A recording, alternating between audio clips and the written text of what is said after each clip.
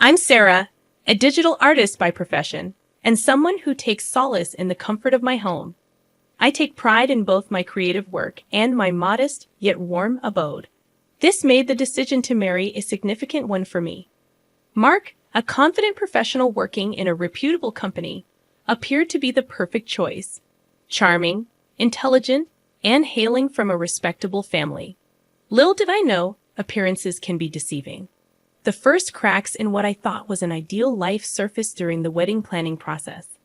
It became a constant power struggle between me and Mark's traditional-minded mother, Alice. She insisted on a grand, old-fashioned wedding with elaborate floral arrangements, fancy table settings, and uncomfortable family traditions.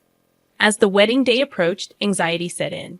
Despite my efforts to maintain a joyful facade, something felt off. Mark seemed distant, like a spectator at his own wedding. However, what truly stung was Alice's behavior. Stepping out of the car in my carefully chosen wedding dress, I felt her judgmental eyes scrutinizing everything from my attire to my complexion. In a cold tone, she criticized my dress, leaving me embarrassed. Mark remained silent, failing to defend me. As the day unfolded, Alice became determined to find fault in every detail: the music, the food, and even my 12-year-old sister's table manners. Attempting to intervene and defend my sister only led to Alice asserting that discipline starts young, as if I needed correction. During the toast, Alice couldn't conceal her disapproval, offering wishes for a joy-filled life that her eyes betrayed as insincere. Looking to Mark for support, I found none. He avoided my gaze, making me realize that the love we spoke of may have been a facade. It became clear that I was alone in this marriage, caught between a husband unwilling to stand by me and a mother-in-law determined to make my life miserable. Our wedding day, meant to mark the beginning of a happy life together, felt more like the opening chapter of a somber tale as we departed for our honeymoon. I clutched my bouquet tightly, using it as a makeshift shield, fully aware that more challenges lay ahead. The wedding, instead of being a joyous celebration, felt like a forewarning of the difficulties that awaited us. After a strangely quiet honeymoon, Mark and I moved into my house. Initially excited about the prospect of married life filled with love and happiness, my optimism waned when I realized that Alice, Mark's mother, considered my home a territory she needed to control. Within a few weeks of our marriage, Alice started making unannounced visits, asserting herself as if she owned the place. Each visit was rife with criticism and passive-aggressive comments, turning my once peaceful home into a battleground. One evening, I eagerly prepared dinner using a new recipe I had found online, hoping to share it with Mark. However, when Alice saw it, she wrinkled her nose and insulted my cooking skills. Despite my attempts to explain, she mocked me, and to my dismay, Mark sided with her. On another occasion, Alice criticized my living room decorations, claiming they clashed with the furniture. Despite the effort I had put into it, she made fun of my choices, and once again, Mark didn't stand up for me. Instead, he suggested that I could use Alice's help next time, making me feel like my home was being taken over. The painful realization struck me that the man who promised to support me not only allowed this emotional harm, but also joined in. Feeling utterly alone, I couldn't comprehend the depth of the isolation I experienced. Both Mark and Alice seemed determined to disrupt the peace I had cherished in my home. Hoping for improvement, I longed for Mark's support, and I naively believed that Alice might grow tired of bitterness. However, my hopes were shattered when one evening, Alice arrived at our door with bags and boxes, declaring that she was moving in with us. Shocked, I questioned Mark about this decision, but he seemed fine with it. As Alice began unpacking, treating her move as a final decision, I pulled Mark aside, my hands shaking with a mix of anger and disbelief. I expressed to him that it simply couldn't happen. Our marriage was already strained, and Alice moving in would only exacerbate the situation. Mark sided with his mother, insisting that we needed to adjust to her presence. Frustrated, I questioned when he would adjust for me and stand up for our home and marriage. Mark avoided my gaze, claiming it would be rude to ask her to leave, and so, Alice moved in, plunging me deeper into my nightmare. Her relentless criticism extended to everything, from how I arranged the furniture to how I did the laundry, and even how I breathed. Mark remained silent, allowing her behavior to persist.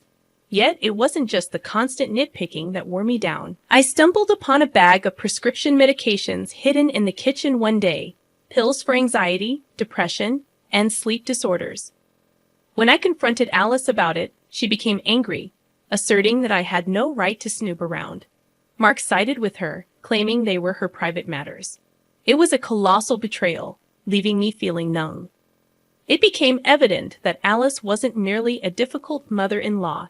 She was akin to a predator, dismantling my defenses and seizing control of my life. Mark wasn't just distant or uninterested. He was part of the problem, contributing to the destruction of our marriage. In that moment, as I witnessed Alice's smug smile and Mark avoiding my gaze, I made a pivotal decision. I refused to be a passive spectator to this tragedy unfolding before me. It was time to take charge of my life, even if it meant distancing myself from those who were supposed to be my family. However, fate had another surprise in store for me, pushing me to finally put an end to the act my life had become. After Alice unexpectedly moved into my home, my life transformed into a never-ending nightmare. She scrutinized my every move, critiqued me for the smallest things, and her presence loomed over me like a dark cloud. Personal attacks became the norm, insulting my love, looks, intelligence, and even questioning my abilities as a spouse. One evening in the living room, Alice launched an attack on my career, or what she perceived as a lack thereof. According to her, a good wife should have a job, and she doubted I could do anything worthwhile. I defended myself, asserting that I did indeed have a job, and my income played a crucial role in our household. However, Alice remained unconvinced, questioning why we resided in my modest house instead of a grander one that reflected her son's dignity. Before I could respond, Mark, who had been absorbed in his phone, sided with his mother. He remarked that I could do more, and we could aspire to a better life. It stung deeply, feeling like a profound betrayal. Mark left the room, and in a hushed tone, Alice whispered, "He'll always be my son. You're just the girl he settled for." Turning away, I grappled with a mix of anger and embarrassment. As I gazed at our wedding photo, I pondered how my love story had transformed into a cruel drama. The nightmare intensified when I discovered an unidentified packet of pills hidden in the kitchen. Confronting Alice led to her anger, dismissing it as none of my business. When Mark entered the room, he scolded me for snooping, revealing there was no us in this marriage. Mark wasn't merely failing to protect me, he was taking Alice's side. I felt like a stranger in my own home, suffocating under their combined disapproval. Yet their actions fueled my determination not to be broken. I would endure this nightmare. Then, an unexpected opportunity arose. Mark's friend Jake invited us to a party, and despite my reservations, I was coerced into attending. The request felt more like an order, and we found ourselves at Jake's lavish house. The party offered a stark contrast to the tense atmosphere at home, providing a temporary escape from Alice's grip and the strained relationship with Mark. Laughter filled the air, music played, and for a brief moment, I could almost forget the daily battles and criticisms. As the evening unfolded, I found myself conversing with Jake, Mark's friend, and the host of the party. Jake's friendly and approachable demeanor sharply contrasted with Alice's cold judgment. We discussed various topics, and engaging in a conversation free from criticisms and insults felt refreshing. Jake suggested a party game, a welcome change from the toxic atmosphere at home, and I hesitantly agreed. During the game, I shared a story from the early days of our marriage, highlighting the challenges and lessons we had learned. The room echoed with laughter as I recounted some of the humorous mishaps we had experienced. It felt liberating to share a part of our story, even if only in a game. Afterward, Jake pulled me aside, expressing concern about my situation at home. He had observed the tension and encouraged me to stand up for myself, refusing to let them mistreat me further. His words were a glimmer of hope in the darkness that had enveloped me for so long. Over the next few weeks, As I pondered my life and the choices I had made, I came to the realization that I deserved better than the constant emotional abuse and the suffocating feeling of being trapped in my own home. With Jake's support and encouragement, I took small steps toward reclaiming control over my life. I began attending therapy sessions to build my self-esteem and develop strategies for navigating the toxic dynamics in my marriage. The journey wasn't without its challenges and setbacks, but my determination to break free from the cycle of abuse and regain my sense of self-worth remained unwavering. Over time, I engaged in candid conversations with Mark about the need for change in our relationship. It was a difficult process, but he gradually recognized the toll that Alice's presence and his own indifference had taken on our marriage. Together, we started setting boundaries and actively worked on improving our communication. The path to reclaiming my life was challenging, but it was a journey I was resolute in pursuing. With the support of friends like Jake and newfound determination, I began rebuilding my self-confidence and finding my voice. Step by step, I knew I had the strength to overcome the nightmare that had consumed my life for far too long. During the first half hour of the party, everything seemed okay. People laughed, clinked glasses, and music filled the air. However, as the night progressed, I noticed Mark growing more distant. He spent more time with others than with me, and when our eyes met, he seemed annoyed. Eventually, Mark disappeared, and my search for him among the guests proved unsuccessful. Turning to less crowded areas of the house, I heard a soft giggle followed by Mark's unmistakable voice. My heart sank even before I reached the door where the sounds emanated. Taking a deep breath, I opened the door to find Mark with another woman. They were oblivious to my presence for what felt like an eternity. When they finally noticed, Mark's face displayed annoyance rather than guilt or regret. He snapped at me, questioning my apparent lack of courtesy in knocking.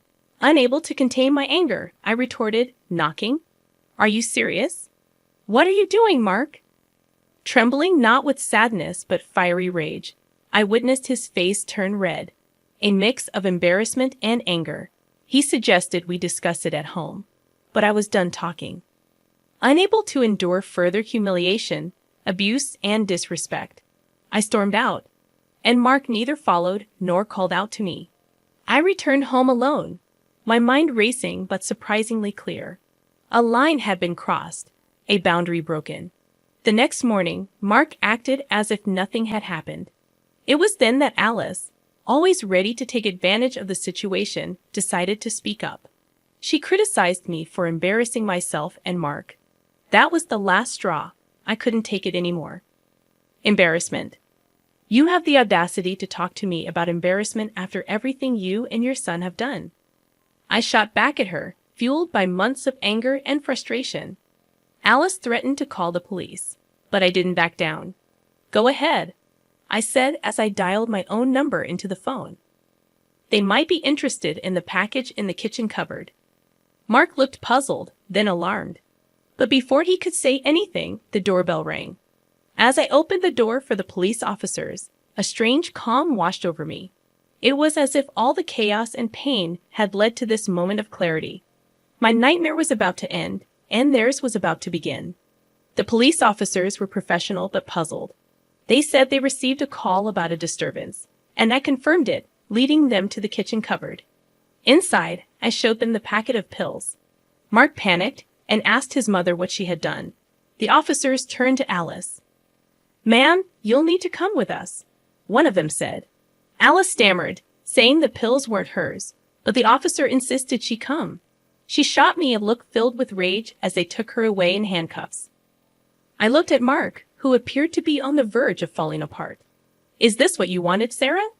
To break up this family?" he asked. I couldn't believe it. "Destroy this family?" I repeated, surprised.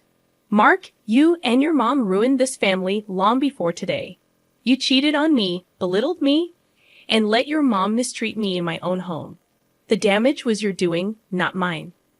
He stared at me, his eyes narrowing. "So what now? Do you want a divorce?" he asked.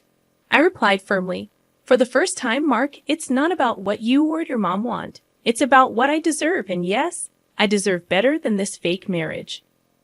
Within weeks, we started divorce proceedings. It wasn't easy, but it was necessary.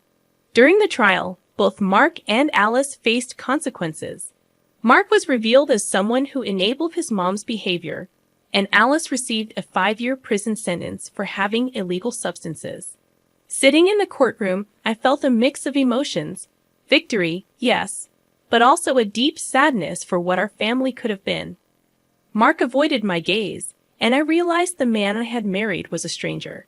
But I was finally free. Leaving the courtroom, I walked into the sunlight and understood that this was not just an ending but also a new beginning. In the years that followed, I focused on rediscovering myself and healing. Though the scars remained, they reminded me of my own strength, resilience, and self-worth. The nightmare was over, and the lessons I learned would stay with me for life. I had faced the worst and survived, emerging as a woman who would never again settle for anything less than what she deserved.